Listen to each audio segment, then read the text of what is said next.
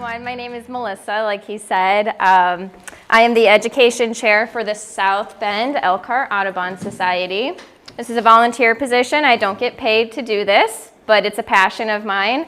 And I've had several different careers since college, and all of them seem to revolve around education in some way or another. And so I really like being an educator, and especially when it's about a topic that I'm really into and I love. And like he said, great opportunity to wear a bird shirt. I don't have a bird shirt on today, but I've got my chickadee earrings on. I just got from my birthday last month. So, all right. So my presentation today is just an overview about birds, specifically birds located here in Elkhart County. South Bend-Elkhart Audubon Society covers two counties primarily, St. Joseph County and Elkhart County. We do most of our meetings in St. Joe County just because most of our membership base is located over there. We have a great partnership with Rum Village where we do our meetings. But we have a field trip happening very close to here tomorrow at Boot Lake Nature Preserve. So I'll give you more details about that in a little while. So since you're here, I imagine you kind of like birds, right? So raise your hand if you consider yourself a bird watcher or a birder. No bird haters, right? Okay, good. Anybody want to take a stab at this bird? Anyone know what kind of bird this is? That's red-headed woodpecker. Yes, it is. So the reason I have this bird in this first slide is because our chapter, our South Bend-Elkhart Audubon Society chapter, our logo is based off of the red-headed woodpecker, which you can see right there. It's a really special bird. It's in the woodpecker family, and they're not quite as common as they used to be. They're pretty hard to find nowadays. And this picture was actually taken by my husband. This was on our bird feeder when we lived really close to Notre Dame a couple years ago, and we were ecstatic. Like I said, they're very uncommon. They are now considered a state of concern in the state of Indiana. So we'll talk a little bit more about that in a moment. Here is an overview of the topics we'll cover today. So we'll do a little background information about birds, some common threats that they face today, how you can help birds, some information about bird watching. I mean, I think you all maybe know what that is, but we'll touch on that. And then we'll get into the real fun part, talking about the most common birds you can find here. I'm going to quiz you all, see if you were falling asleep in my presentation, and then we'll end with that field trip information and some other information about our society. So we'll come back to the basics. I start every presentation this way, from kids to adults, because I think it's important to just get a basic understanding of what makes a bird a bird. And that's where I ask you all. So feel free to just yell it out. What do you think? What's one characteristic that makes a bird a bird? Wings, feathers. Yes. Ooh. Collarbones, beaks. Okay, pause. I heard wings. They all have wings. I'm glad you didn't say that they all fly. I typically get that right away. They fly. Do they all fly? Does an ostrich fly? No. Penguin? No. So those birds do have wings, though, even though they don't fly. They're called vestigial wings, kind of a sciencey fun word, which just means that those wings are no longer used for flight. They are used for other purposes, maybe defense or courtship, things like that. And for penguins, they would need those wings to help them swim. So they have wings and they have feathers. I have a special permit, a federal permit and state permit, to allow myself to collect feathers that I find in the wild. It is illegal to take a feather from the wild, even if it lands on your property. They are covered by the Migratory Bird Treaty Act, which was a law that was put in place over 100 years ago. And many people don't really realize that that's illegal. But the reason they put it in place was very important. Back in the day, people would go out and kill birds to collect the feathers to make hats with them. Or today, what's really big is fly fishing, making lures with the feathers. Apparently, there is no synthetic feather that works as well as a bird feather. So that was the reason why that law came into place. Now today, that's not really the fashion to have feathers on your hats. I mean, maybe a little bit, but not so much. So today they are still protected. Now, if you have some on your fireplace mantle at home, I don't think you're going to be in trouble, but they don't want you to go out and actively kill birds and take their feathers. So I've got 4 here. I will pass them around and you guys can take a look at them. They are identified on the little tag down there. And well, first one I'll pass out is a turkey feather. If you just want to maybe switch that around. The second one, the second smallest one, is a mallard feather. And what's really neat about waterfowl feathers is they have something called a speculum. It's a certain section on their feather that is double coated in oils, and it prevents their skin from getting cold. And that allows them to swim in the cold water. So it's like an extra layer of protection. So if you ever do find a feather on the ground and you're wondering if it came from a duck, you can look for that shiny section. It might be hard to see in the dim lights. Okay, and then I've got a blue feather. Any guesses where this bird feather came from? Yes, blue jay.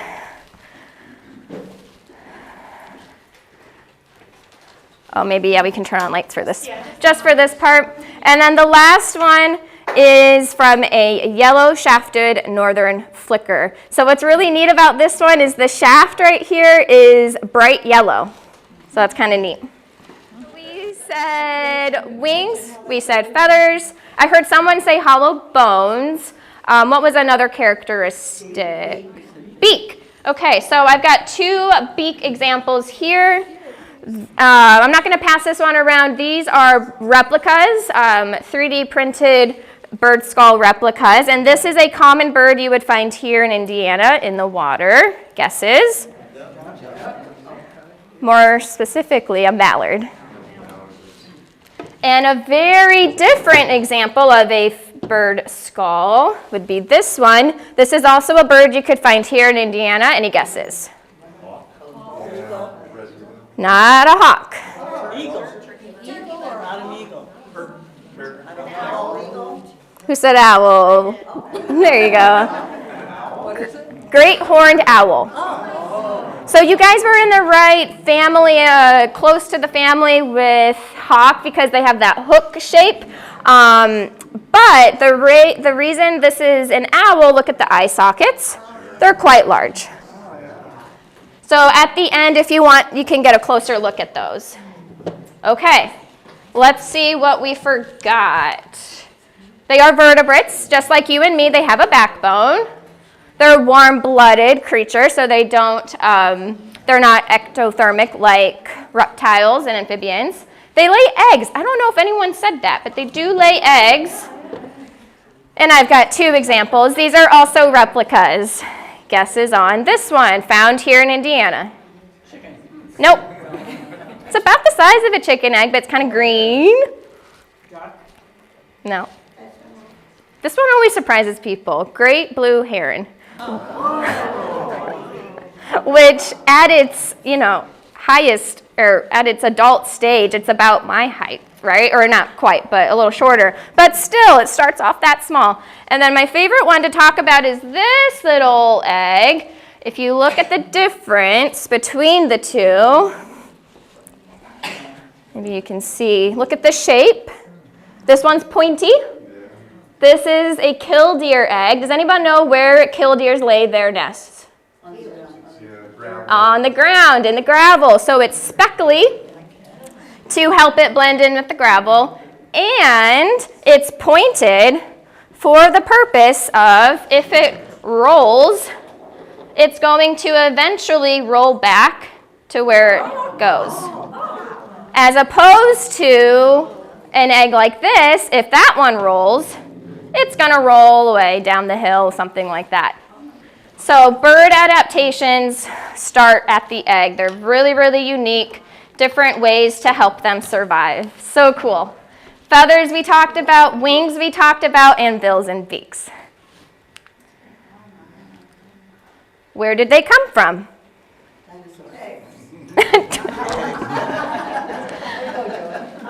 Dinosaurs. So they adapted from reptiles during the same time period as the dinosaurs. They share a common ancestor called archosaurs, and archosaurs were known for having big openings in their head and their skull, and that slowly evolved to allow birds to take flight because their skulls weren't as heavy as mammals and other types of animals.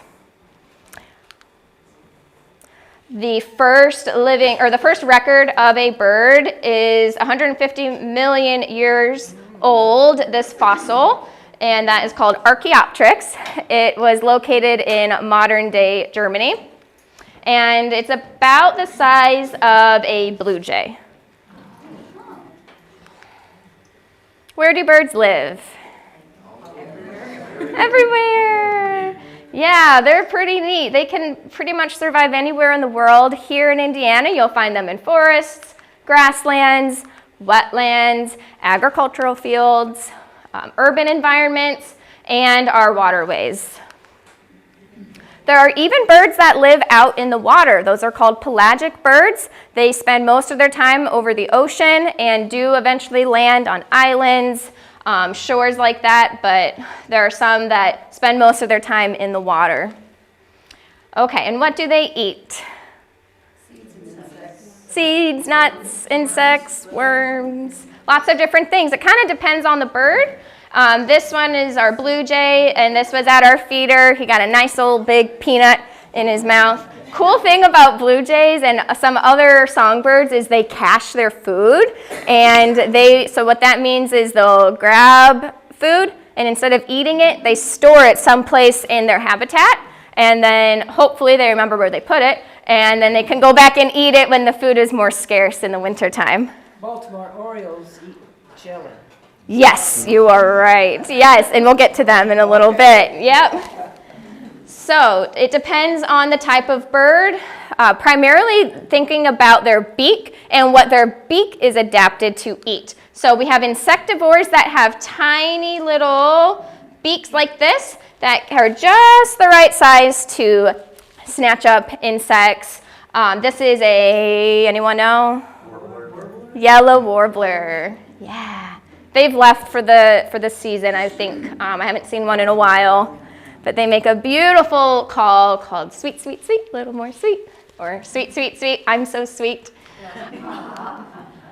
There are certain types of birds that are herbivores. I saw 6 of these walking in here today. Yeah, you see a lot of those around. They were just in the road. So just like our duck beak, they're going to be more flat and capable of eating aquatic vegetation and grasses. We have some birds that are carnivores, like the hawks and owls, eagles, falcons. They've got that nice hook shape on their bill to allow them to tear into their prey. And then we have some birds that eat a little bit of everything, maybe seeds, insects, different types of food, and typically their bills are going to be chunkier and strong so that they can crack open nuts, but they can also catch bugs and insects. And then one of my favorite categories of birds are the scavengers, and the best example we have of that here is our turkey vulture. One of the most beautiful birds, right? I mean, look at that. She's so clean on top. She keeps her feathers. The feathers don't grow on the face for a very important reason. That's why when they eat their dead food and all the diseases and bacteria that might be on that dead animal doesn't get trapped in feathers. Keeps their face nice and clean by not having the feathers. And just think about what the world would look like if we didn't have scavengers. If we didn't have this natural cleanup crew, think of all the raccoons and possums and other things that you see on the side of the road. There was a study or really cool information came out about not turkey vultures, but another vulture species in South America, and I forget which country, their numbers started to dwindle. They were dying due to I think it was a disease, and all of a sudden, the drinking water was getting polluted, and the correlation is all the dead animals and the rainwater, it was just going into the waterways, and then now they have a big crisis with their water quality because they don't have this natural cleanup crew to take care of it for them. Okay, why do birds matter? I went ahead and just listed them all here. Some birds are great pollinators, which means that they help more plants grow by transferring pollen from one flower to the other. The best example of that here is our ruby-throated hummingbirds. Anyone still have their hummingbird feeders out? Yeah. I had a female this weekend. She's still coming to my feeder. I want to just tell her, go south. Go south. The cold's coming. Some of them are great seed dispersers, which means that they gobble up a bunch of seeds and they eat them, and then they fly to a new habitat, and then they poop them out. And then more plants grow in that new place because of those seeds dropped to that new location. Great insect control. Many birds like swallows and flycatchers, you'll see around dusk time. You might think they're a bat at first, but really it's the birds that are just gobbling up all those pests that we don't want to feel in our backyard, like mosquitoes and flies and things like that. Natural cleanup crew, we already talked about with the turkey vulture. They've inspired many works of art and literature and music, and they're just beautiful creatures. They also have been a great resource for biomimicry. And biomimicry is a big word that just basically means that people have studied birds to understand how to do things with machinery and build things to help humans achieve more in our life. So the best example of that is aircraft. I am a firm believer that if birds did not exist, if birds never existed in the world, I don't think we would be where we are today with our aircraft and our aviation. Because if you think of a silhouette of a bird, and then you think of a silhouette of a jet, they look identical. You know, they're just the perfect example of aerodynamics and how to get lift and thrust and drag and all those things. And if it wasn't for birds, I just don't think we would be, I think we would be, maybe eventually we would get there, but I think it has helped us come a long way. They're also key environmental health indicators. So since birds fly, they are one of the first types of animals to leave a habitat if it becomes unsuitable for wildlife. Unlike maybe frogs or snakes, I mean, they can't really leave as quickly or as fast as a bird. So if scientists are noticing, hey, there's no birds here anymore, then that's an indication, what's wrong with this habitat? Why did they leave? And then finally, and very important, around the world, they hold cultural and religious significances.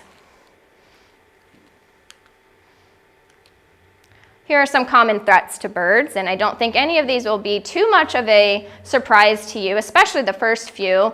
First one being habitat loss, and this is just one example, but we've seen that time and time again as human population goes up. We need more space for things and more resources, and unfortunately, habitat gets destroyed. There are many different types of pollution. I have a picture here of land and some water pollution. Sad, sad, sad. Please throw your trash in the correct place. Do not just dump your waste out of your car, and make sure if you are out and about, you take them home with you and wait until you can dispose of them properly. There are other examples of pollution, though, that especially impact birds.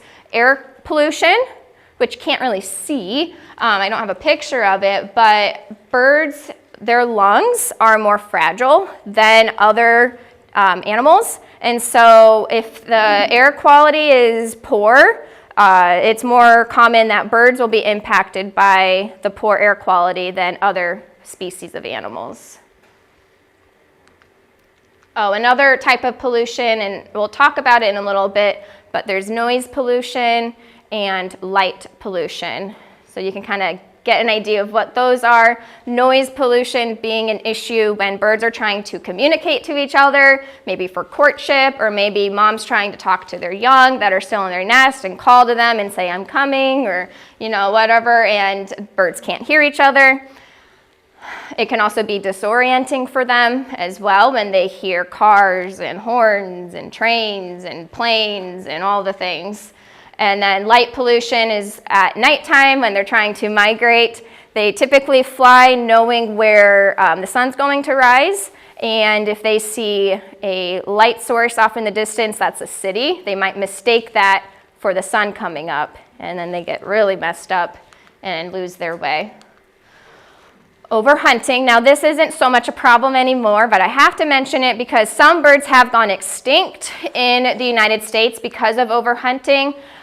Today there are practices in place or laws in place and management to ensure that this doesn't happen again like it did with the best example is the passenger pigeon. There were, I think, billions of them, and they were hunted to extinction because there wasn't a DNR or Division of Fish and Wildlife to have all those things in place. So thank you to those divisions of our government that can help manage populations. Climate change. Birds are susceptible to climate change. We are already noticing that birds are behaving a little bit differently due to the climate changing, and there is a resource or a publication that came out in 2019. It was called, I've got a little thing here, whoa, let's go back, okay. I just wanted to get the name of it in case you wanted to write it down. Okay, it was called Survival by Degrees, 389 Birds at Risk. So National Audubon Society published this and discovered that 389 bird species in North America are at risk of extinction by 2050 if the climate or the world climate increases by 2 degrees. And it's pretty surprising the birds that are on there that you wouldn't think, like a robin. Robins don't really migrate so much anymore, and you would think they would just be able to adapt, but they're on that list.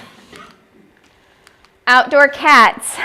If you have an outdoor cat, I don't want to hear it. I don't want to have the discussion. I know you'll tell me my cat doesn't eat birds. It does. It does. I actually had a picture before on my PowerPoint, but it was a little too distressing to people, and it just had a bird hanging out of a cat's mouth. It happens, and sometimes they do it just for fun. So cats are not a natural predator. The birds that live here did not adapt and evolve with cats as a predator, so they don't have a good defense mechanism for them. And for that reason, they're great targets for cats. And if you have a cat, please, please, please keep it indoors. And then finally, windows, glass, and other human-made objects. So if you were a bird and you didn't understand what glass or window was, why would you? You would see these trees and the sky and the ground, and you might think, oh, habitat over there.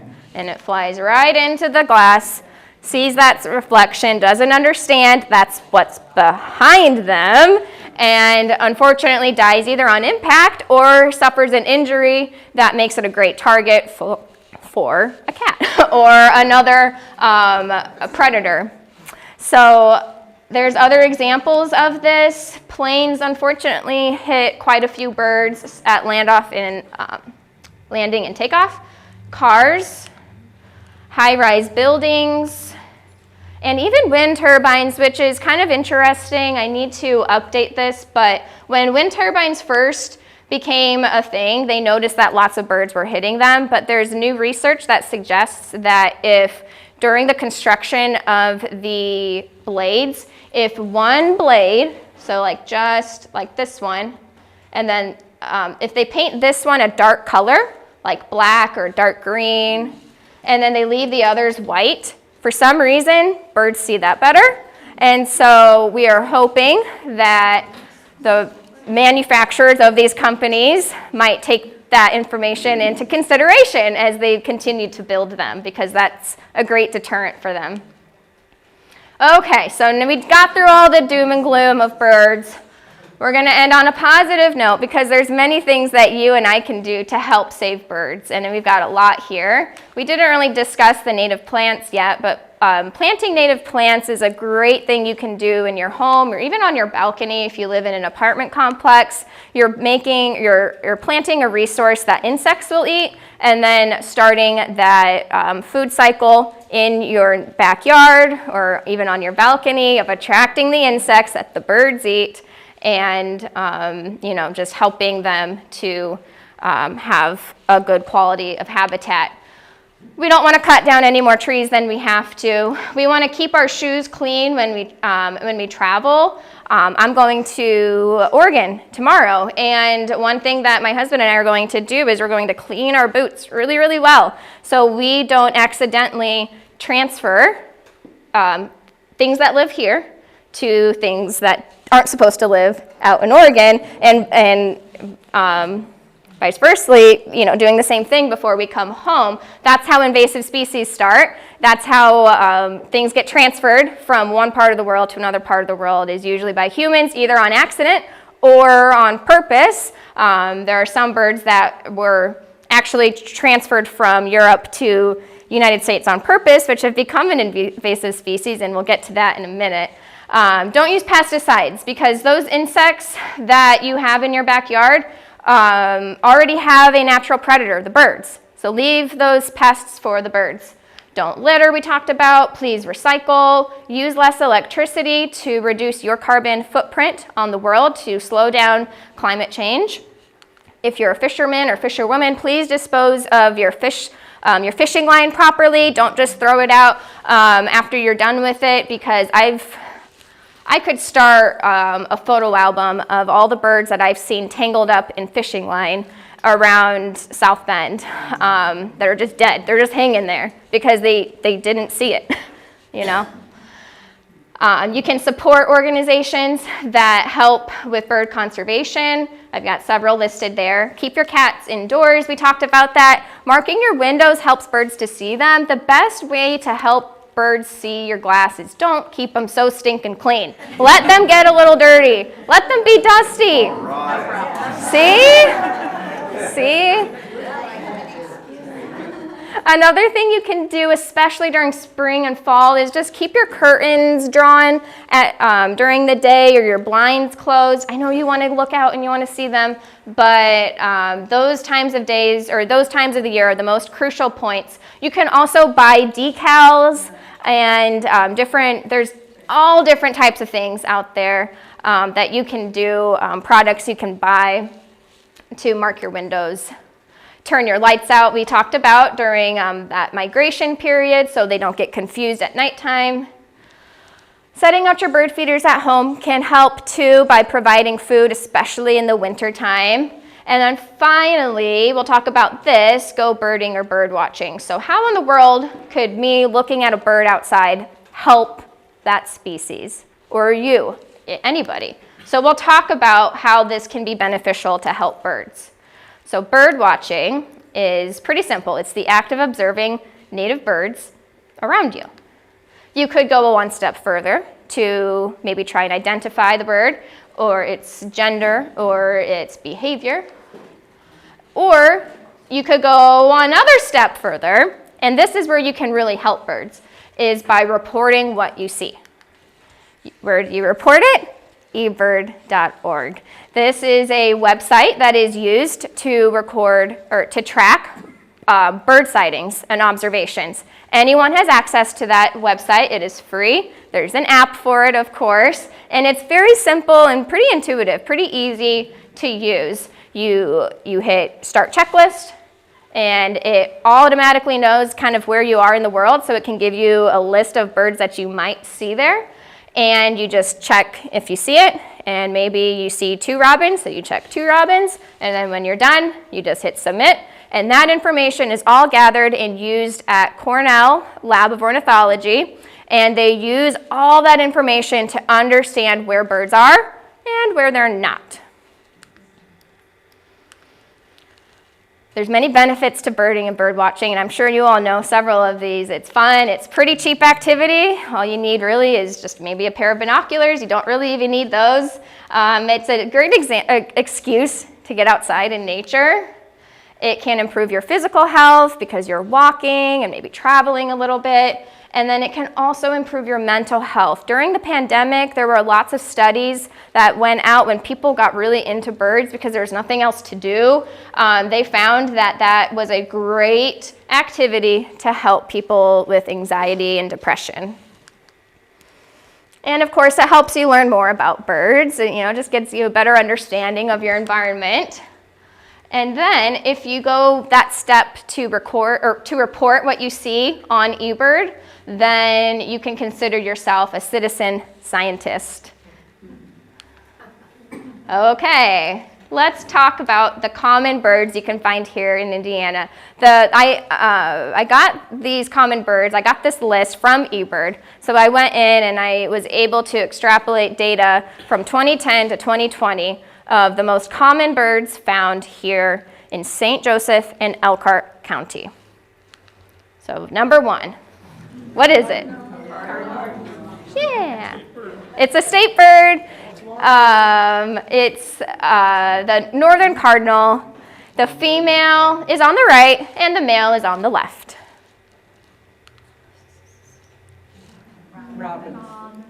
Robin, American robin. And the males and females look the same on this bird. Blue jay. Nice squawky, loud bird. Some people consider it a little bit of a bully at bird feeders, but they're very pretty, and nice blue feathers on them. And the females and the males look the same. Does anyone know what this is? The earrings. This is the black-capped chickadee. If you wanted to see a Carolina chickadee, you would drive to southern Indiana, and spoiler alert, they look the exact same, but for some reason they're a different species. But we only have the black-capped chickadee here. Yes, this is our smallest woodpecker species, the downy woodpecker. And these ones are not super clean looking. It looks like they might be molting a little bit, or maybe it had just rained, but their feathers just don't look as neat as they could be. But the males have the red on their head, and then the females don't have the red.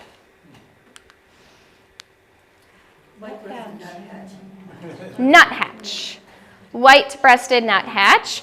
We have 2 nuthatches species. The red-breasted is far less common, but the white-breasted I see almost every single day at my feeders. If you live near the woods and you have feeders out, you're sure to see these guys. So they're nicknamed the upside-down bird because they travel headfirst down the tree trunks to find insects and seeds to eat.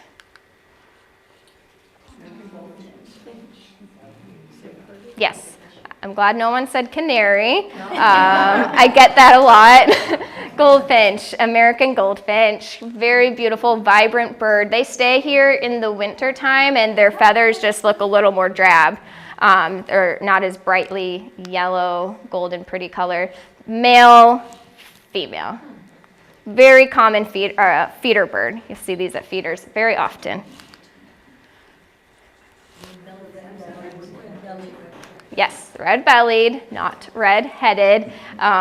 People often call these red-headed, and it makes sense why you would think that. They've got a red head. And can you ever really see a woodpecker's belly when they're pinned up against a tree trunk?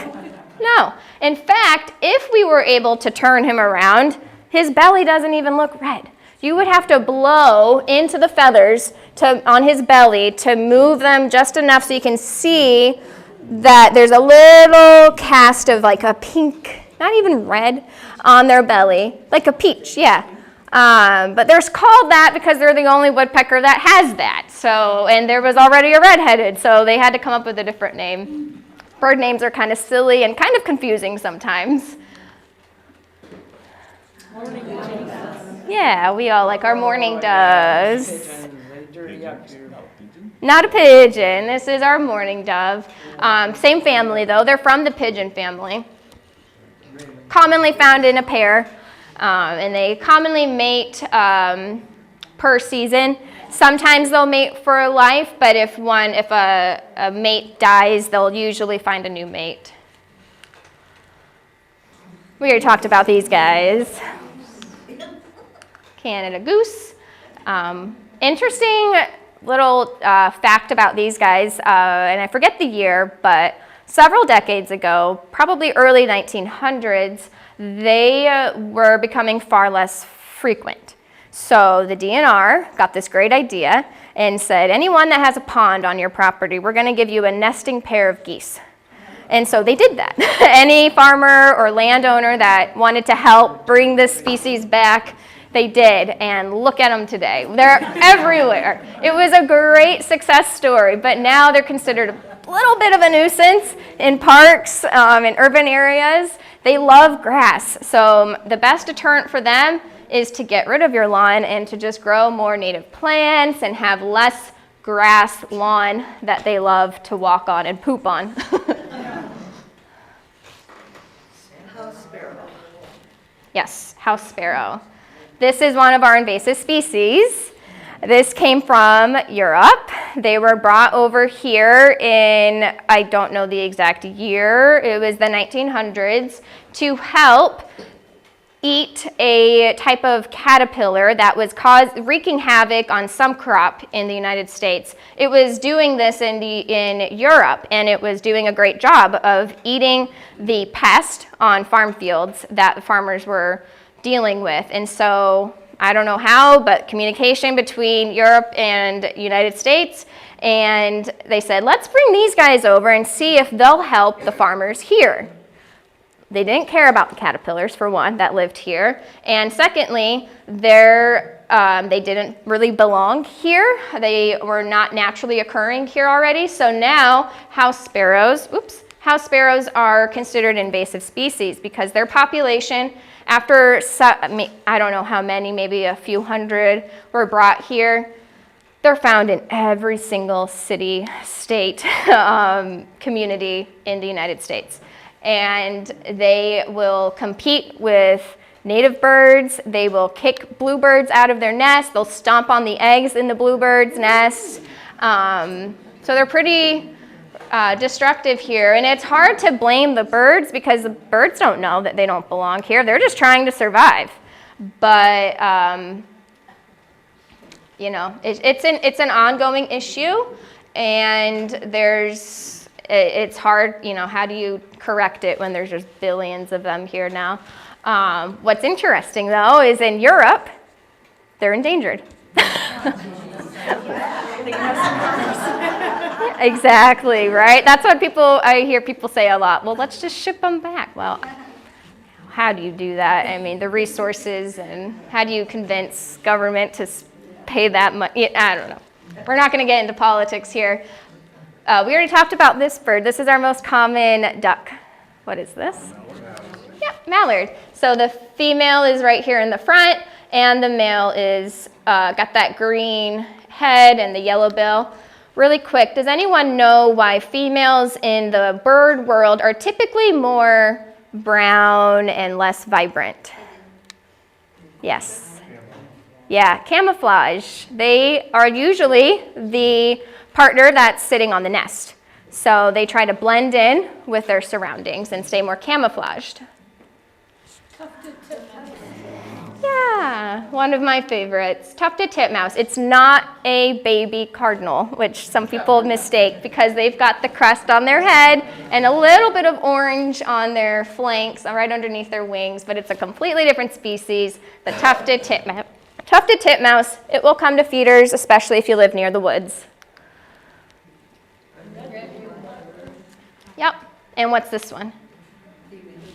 Yes, good. This is one of the most misidentified bird in Indiana because it doesn't have red wings and it's not black. So oftentimes birds are named by what the male looks like. Female got a little bit forgotten when it came to naming. What's even more interesting is the size difference. The females are way smaller than the males. So if you see this out in the field and you don't see its male nearby, I could understand why you wouldn't have any clue. But again, camouflage, all that, that's why they look the way that they do. Our other invasive species, European starlings. So the story goes with this one that these were brought over in New York City from Europe to take part in a play, a Shakespeare play, I think. What was it? So they wanted to release birds, blackbirds of some sort, and they said, let's do these starlings that are in Europe. So they brought these exotic birds, and again, just like the house sparrow story goes, they had no natural predators here. They're generalists, which means that they eat pretty much anything, bugs, seeds, human waste even, they'll pick trash and stuff like that. So they're found everywhere now. They are quite beautiful. I mean, those green iridescent speckles all over them, but again, it's just another bird that outcompetes the native birds.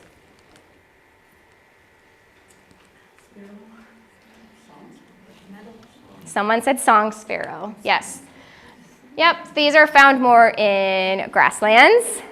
If you live in like a neighborhood, maybe out in the country, you'll probably see some of these at your feeders. They've got a beautiful song. That's probably how they got their name. And the way to tell them apart from others is they usually have this black dot right there on their chest or on their breast. House finch. Ooh, not purple, it's the house finch. House finches are far more common than purple finches. So I'd say 99.5% of the time, if you see a finch that looks like this, it's a house finch. During migration, a purple finch might show up and kind of be a little confusing for you, but house finches are very common to see at feeders. The male is on the right and the female is on the left.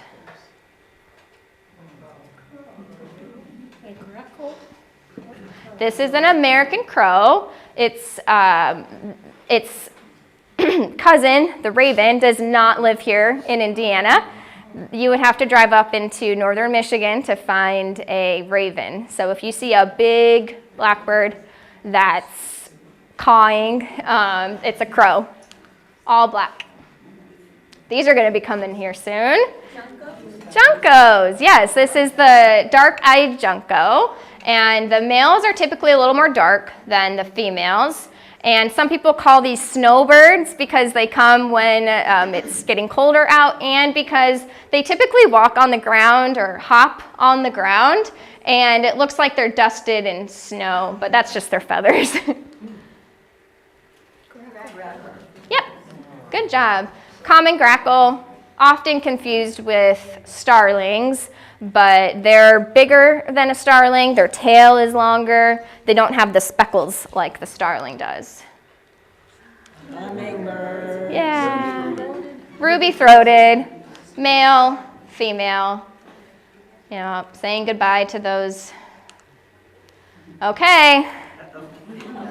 Okay. I'm not sure if the sound works, but we're going to give it a go.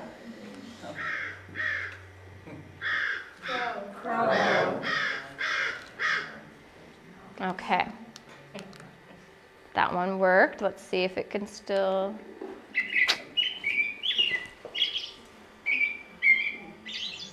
Okay, so that was the crow. What's this one?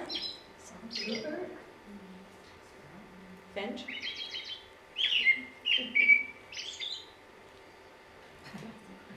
You guys know it. Is that one that was on the list? That's what I was thinking, but that wasn't on the list.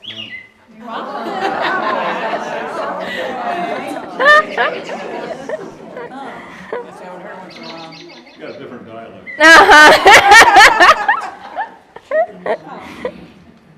Maybe we're not realizing that's what's making us sing.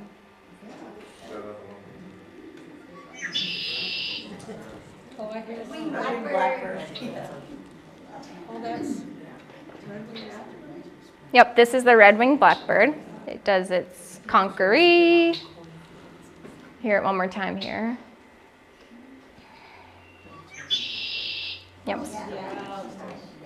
Sound of spring. When you hear that for the first time in the spring in March, you get so excited, and then by July you're like, oh, come on, we hear you already. Mainly only see them by the water. But Yeah. that sounds like spring. That sounds like spring?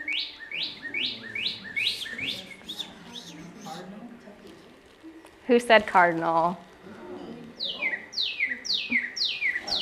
Cardinals make a lot of different calls, so it was hard to pick just one. Sometimes people call them like the little laser guns, like pew, pew, pew. Okay, last one.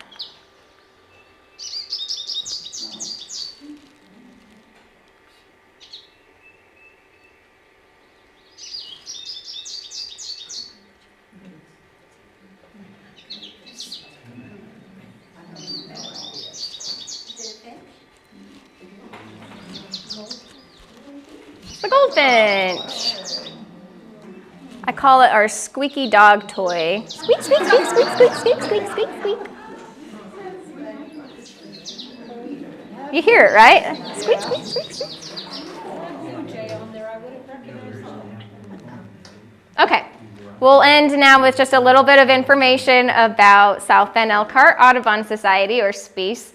Our mission is to promote the stewardship of natural resources with a special emphasis on birds, and we achieve this goal through education, conservation, philanthropy, and fellowship with others having similar goals. We are a local chapter of National Audubon Society, and our region covers St. Joseph and Elkhart County. We are one of the oldest local chapters of Indiana, and almost 80 years old now. And we have a pretty big chapter base of about 750 members.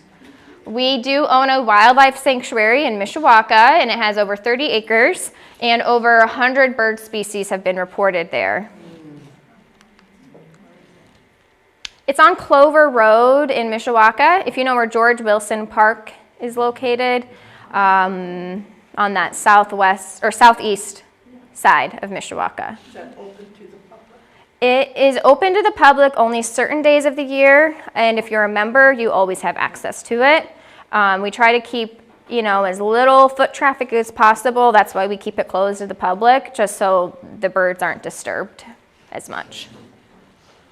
So our society does a lot of different things. We take part in lots of different field research and monitoring programs called Climate Watch.